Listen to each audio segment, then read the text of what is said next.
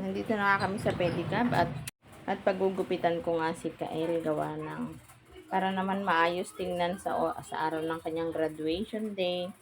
Tapos, yan, habang binabaybay nga namin ang kalsada papunta dun sa pagupitan ay bigla namang umulan. Ayan. Pagkapasok nga namin sa pagupitan, naisa lang agad siya at wala naman masyadong nagpapagupit. Hindi nga pala yan malikot gupitan at sanay na yan sa barbershop. Kaya ayan, pinabawasan ko din yung relo ko na bago para masuot ko naman masyadong maluwag. Pagdating nga namin sa bahay at ang lakas ng ulan, ayun, naligo na rin sila ng mag-ate.